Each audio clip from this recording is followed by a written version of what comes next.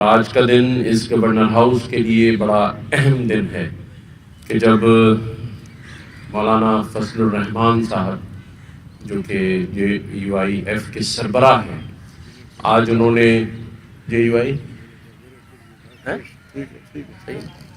آج انہوں نے یہاں آ کر گورنر ہاؤس کو عزت بخشی۔ آج گورنر ہاؤس میں میرے لیے یہ اعزاز کی بات تھی کہ ہم نے مولانا فضل الرحمان صاحب کو PhD کی ڈاکٹریٹ کی آنری ڈگری دی ہے۔ تو آج ہم سب مولانا صاحب کو ڈاکٹر مولانا فضل الرحمان صاحب آج سے کہہ سکتے ہیں۔ یہ ہمارے لیے اعزاز تھا۔ آج مولانا صاحب سے اندر تفصیلی بات چیت بھی ہوئی ہے۔ مولانا صاحب کے سامنے میں نے 2-3 گزارشات رکھی ہیں، اور وہ یہ بات ہے کہ پاکستان میں اسلام کی بات ہو یا دنیا میں پاکستان کی بات ہو، دینی طبقہ اور خاص طور پہ مولانا فضل الرحمان صاحب کا کردار سبھی کے سامنے ہے، اور اس کردار کی وجہ سے اسلام کا پاکستان میں اور پاکستان کا دنیا میں ایک مقام موجود ہے۔ دنیا کی طاقتیں آج ہماری جو دینی طبقہ ہے اس کو اپنے لیے ایک ڈر اور خوف کی علامت بھی سمجھتی ہیں، کیونکہ دینی طبقہ اپنے اصولوں کے اوپر کھڑا ہوا ہے۔ آج جو بات میری مولانا صاحب سے اندر ہو رہی تھی وہ بات تھی کہ آج جب پاکستان معاشی بحران سے نکلنے کی کوشش کر رہا ہے، کیونکہ اللہ تعالیٰ نے 10 مئی کو اس خطے میں پاکستان کو ایک عزت بخشی۔ آج پاکستان نے بھارت کو شکست دے کر اس خطے میں طاقت کے توازن کو برابری کی بنیاد پر لا کر کھڑا کر دیا، لیکن آج پاکستان دہشت گردی کا شکار ہے، چاہے وہ بلوچستان میں ہو رہی ہو، KPK میں ہو رہی ہو، اور یہ جو خوارج جن کا ہم روزانہ ذکر دیکھتے ہیں، ان کا جو تانے بانے ہیں وہ جا کر افغانستان سے ملتے ہیں، اور یہ وہ افغانستان ہے جسے پاکستان نے انگلی پکڑ کر تجارت ہو یا کھیل کا میدان ہو، ہر جگہ اپنا مسلمان اور پڑوسی بھائی سمجھ کر اپنے پاکستان میں جنگ کے دوران ان کو جگہ دی، اپنا بھائی مانا۔ کرکٹ ٹیم ہو، تجارت ہو، پاکستان سے جو بھی ہم سپورٹ اپنے افغانستان اور افغانی بھائیوں کو کر سکتے تھے وہ آج تک ہم نے کی ہے، لیکن آج جو افغانستان میں وہ لوگ جو بھارتی سپانسرڈ ہیں وہ موجود ہیں، اور ہماری انٹیلیجنس رپورٹ یہ کہتی ہے کہ بلوچستان میں دہشت گردی کے تمام تانے بانے جا کر افغانستان سے ملتے ہیں، جس کا بارہا افغانی حکومت کو اظہار کیا گیا، فارن آفس کے تھرو کیا گیا، انٹرنیشنل میڈیا کو بتا کر کیا گیا، لیکن یہ سلسلہ جاری اور ساری ہے۔ میں نے مولانا صاحب کے سامنے یہ بات رکھی، اور میں انتہائی خوشی سے یہ بات کہہ رہا ہوں کہ مولانا صاحب نے خود ایک کردار ادا کیا۔ جب افغانستان سے تعلقات ٹھیک نہیں تھے تو انہوں نے وہاں جا کر بھی ان لوگوں کو بات چیت کی اور ایک حل نکالا، اور آج بھی میں سمجھتا ہوں کہ مولانا صاحب اس بات کی تائید کریں گے کہ جو لوگ وہاں دہشت گردی کر رہے ہیں ان سے لا تعلقی کا اعلان افغانستان کو بھی کرنا چاہیے، اور افغانستان کو ان لوگوں کو حوالے کرنا چاہیے اگر وہ انڈین اسپانسرڈ ہے، اور کوئی ایسی چیز افغان سرحد سے پاکستان کے لیے نہیں ہونی چاہیے جس سے پاکستان کی معیشت اور سالمیت کے اوپر بات آئے۔ میں یہ سمجھتا ہوں کہ جو خوارج ہیں ان کے لیے ہمارے تمام جو دینی مدارس اور علماء کرام ہیں ان کو فتویٰ بھی جاری کرنا چاہیے، لیکن جب میں نے یہ بات مولانا صاحب سے کہی تو انہوں نے کہا ہم نے تو پہلے ہی اور جاری کر چکے ہیں، اور ابھی ایک اجلاس بھی ہے۔ تو میں سمجھتا ہوں کہ ہم سب اس امید کے ساتھ کہ جب پاکستان کی سالمیت آئے گی تو دینی طبقہ پاکستان کی عزت اور سالمیت کے لیے اپنا کردار ادا کرے گا۔ ہمارے تمام مدارس جو کہ دینی تعلیم دے رہے ہیں اور علماء کرام اور مفتی کرام پیدا کر رہے ہیں، وہ بھی پاکستان کی جب سالمیت ہوگی، اس کا وقار کی بات ہوگی، تو یہ دنیاوی اور دینی طبقہ مل کر، تمام سیاسی جماعتیں، دینی جماعتیں اپنا اہم کردار ادا کریں گی۔ سیاست کے لیے تو ساری زندگی پڑی ہے، لیکن آج جس معاشی بحران سے پاکستان گزر رہا ہے، جس طرح بھارت اپنی شکست کا بدلہ لینے کے لیے پرتول رہا ہے، جہاں بھارتی عزائم ہمارے سامنے ہیں، جس طرح اس نے مساجد کو جنگ کے دوران شہید کیا، جس طرح سویلین آبادی پر اس نے حملے کیے، اور جس طرح اس کی خواہش کا اظہار اس کی میڈیا نے کیا، میں سمجھتا ہوں کہ آج پاکستان کے اندر یہ ہمارے علماء کرام اور دینی طبقہ موجود ہے جو کہ بھارتیوں کو منہ توڑ جواب دینے کے لیے پاکستان کے ساتھ کھڑا ہے۔ میں یہ سمجھتا ہوں کہ وزیر اعظم پاکستان اور فیلڈ مارشل جنرل حافظ عاصم منیر صاحب جس طرح پاکستان کی معیشت اور سالمیت کے لیے کام کر رہے ہیں، اللہ کرے کہ پاکستان اس کے ثمرات دیکھے، اثرات دیکھے، اور پاکستانی قوم کو، 25 کروڑ عوام کو یہ جو ہم نے جنگ جیتی ہے اس کے ثمرات نظر آئیں معاشی طور پر، اور اسی طرح جو پاکستان کا مقدمہ ہم آگے لے کر جا رہے ہیں، اللہ تعالیٰ اس میں ہم سب کو مدد کرے۔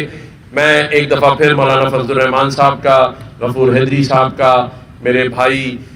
مولانا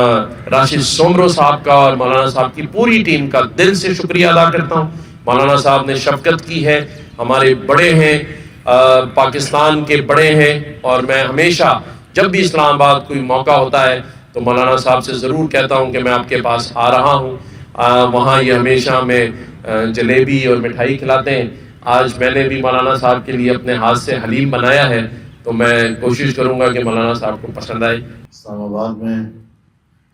آپ ایک سے زیادہ مرتبہ تشریف لائے ہیں،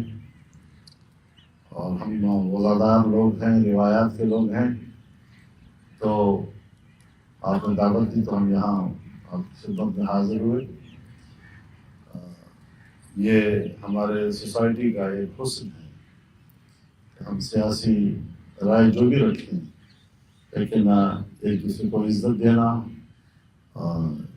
یہ ہماری روایات کا ایک حصہ ہے جس کو بچانے کی آج کل ہم بڑی جدوجہد کر رہے ہیں۔ میں اس بات پر بھی ان کا شکر گزار ہوں کہ انہوں نے پی ایچ ڈی کی اعزازی ڈگری مجھے دی، لیکن اس کے باوجود میں مولوی صاحب ہی کہلانا پسند کروں گا، اور ہر چند کی ایک اعزاز ہے، لیکن میں ان کا شکر گزار بھی ہوں، اور ہم اس بات پر یقین رکھتے ہیں کہ اللہ کے نزدیک علم منقسم نہیں، ایک ہی علم ہے، وَعَلَّمَ آدَمَ الْأَسْمَاءَ كُلَّهَا، اور وہی علم بنی آدم کی طرف منتقل ہو رہا ہے، اور درجہ بدرجہ اس میں ارتقاء آتا ہے۔ ہر چند کے مسلمانوں کے لیے ایک خصوصی علم اللہ نے متعین کیا ہے جو تمام علوم کا منبع ہے، الرحمن علم القرآن، جس پر صرف مومنین اور مسلمان ہی ایمان لاتے ہیں، اور وہ بھی تمام قرۂ ارض کے سارے علوم کا احاطہ کرتا ہے، وہ تقسیم کا تقاضا نہیں کرتا۔ تو اس اعتبار سے اگر بر صغیر میں دینی مدارس موجود ہیں تو اس نوعیت کا دینی مدرسہ 1857 سے پہلے تو نہیں تھا،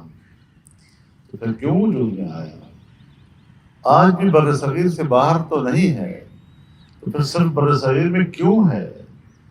ظاہر ہے کہ اس کے کوئی اسباب ہوں گے، اس کے کوئی رد عمل ہوگا۔ جب قرآن، حدیث، فقہ اور ان علوم کو نصاب سے خارج کیا جائے گا تو امت مسلمہ کے رہنمائی کے لیے علماء کرام نے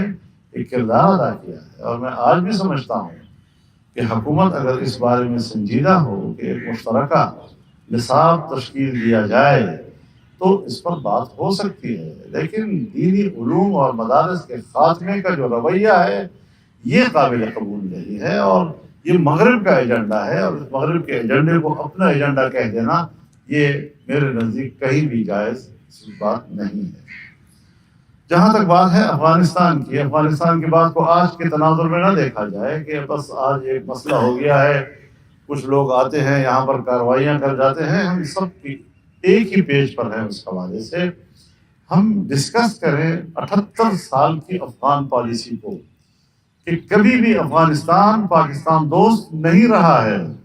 کیا اس میں ہمارا اپنا جو افغان پالیسی ہے وہ اس کا فیلئر تو نہیں ہے؟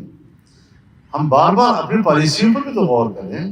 بادشاہ ظاہر شاہ سے لے کر اشرف غنی تک کوئی بھی پاکستان دوست حکومت ہمیں نہیں ملی ہے، اور کیا وجہ ہے اس کی؟ ہاں، اپنے ملک پہ ہم اپنا بیانیہ تیار کریں گے تو الزام انہیں پہ ڈالیں گے، لیکن ایک لمحے کے لیے ہمیں اپنی گریبان میں بھی جھانکنا چاہیے کہ کہیں ہمارا اپنا افغان پالیسی کا فیلئر تو نہیں ہے۔ تو اس پر بھی ہمیں ڈیبیٹ کرنا چاہیے، اس پر بھی بات چیت ہونی چاہیے۔ اور پھر جب ہم ایک اسلامی جمہوریہ میں رہتے ہیں اور ہم نے حلف اٹھایا ہے آئین پاکستان کا، اور آئین پاکستان کہتا ہے کہ قانون سازی قرآن و سنت کے تابع ہوگی، اور قرآن و سنت کے منافی کوئی قانون سازی نہیں ہوگی، تو کیا ہم نے جو ابھی 27ویں ترمیم کے ساتھ کچھ قانون سازیاں کی ہیں، چاہے وہ 18 سال سے کم عمر کی شادی کے بارے میں ہو، چاہے وہ ٹرانسجینڈر کے بارے میں ہو، اور چاہے وہ گھریلو تشدد کے حوالے سے قانون کی تجویز ہو، کیا ہم نے کبھی یہ دیکھا ہے کہ ہم نے کس طرح قرآن و سنت کو پس پشت پھینک کر صرف اقوام متحدہ کے منشور کی پیروی میں قانون سازی کی ہے؟ ہم نے حلف کسی اور چیز کا اٹھایا ہے، ہم پیروی کسی اور چیز کی کر رہے ہیں۔ یہ ساری وہ چیزیں ہیں کہ آئیں ہم اس پہ ڈیبیٹ، ہم اس پر بات چیت کرنے کو تیار ہیں، لیکن یک طرفہ طور پر جب آپ ایک ادارے کے خلاف ایسا رویہ اختیار کرتے ہیں کہ اس کو اپنے تحفظ کی پڑ جائے، سو دینی مدارس بھی ایک ادارہ ہے، جچا تلا ادارہ ہے۔ ہمارا امتحانی نظام پاکستان کے تمام بورڈوں سے بہتر ہے، ہمارا ٹیلنٹ سب سے آگے ہے۔ آپ دنیا کی رینکنگ میں جائیں، آپ ہر شعبے میں دنیا کے پتہ نہیں کس کونے کترے میں پڑے ہوئے ہیں۔ عدلیہ آپ کی کہاں پڑی ہے، تجارت آپ کی کہاں پڑی ہے، اقتصاد آپ کا کہاں پڑا ہے، سب چیز میں آپ رینکنگ کے حوالے سے بہت نیچے ہیں۔ اگر ٹاپ رینکنگ پر ہیں تو آپ صرف دینی علوم کے حوالے سے، تو اس کی قدر کرنی چاہیے۔ ہاں، آج دفاعی حوالے سے پاکستان کی پوزیشن اچھی ہوئی ہے، اور ہمیں اس حوالے سے اپنے اس کو مینٹین رکھنا چاہیے۔ ہم پاکستان کے طاقتور دفاع کو خیر مقدم کہتے ہیں، لیکن دفاعی قوت کو دفاعی لحاظ سے مضبوط دیکھنا چاہتے ہیں، دفاعی قوت کو سیاسی لحاظ سے مضبوط ہونا، یہ شاید یہ عوام کا حق ہے اور سیاستدانوں کا حق ہے۔ تو اس حوالے سے ہمیں سیاسی اداروں کو مضبوط کرنا چاہیے۔ تمام ادارے مضبوط ہوں گے تو ہم ایک قوم کی طرح آگے بڑھ سکیں گے۔ ایک دوسرے کی بالادستی کی بجائے ہمیں آئین کی بالادستی کی طرف جانا چاہیے، ہمیں پارلیمنٹ کی سپرمیسی کی طرف جانا چاہیے، ہمیں عوام کے حق اقتدار کی طرف جانا چاہیے، اور ان کے ووٹ کے حق کو اور ان کے تقدس کو تسلیم کرنا چاہیے۔ یہ وہ چند بنیادی چیزیں ہیں جس پر میرے خیال میں اصولی طور پر تو کوئی اختلاف نہیں ہے، لیکن عملی طور پر ہم اس پوزیشن میں آ جائیں، ہم اس کا خیر مقدم کرنے کے لیے تیار ہیں۔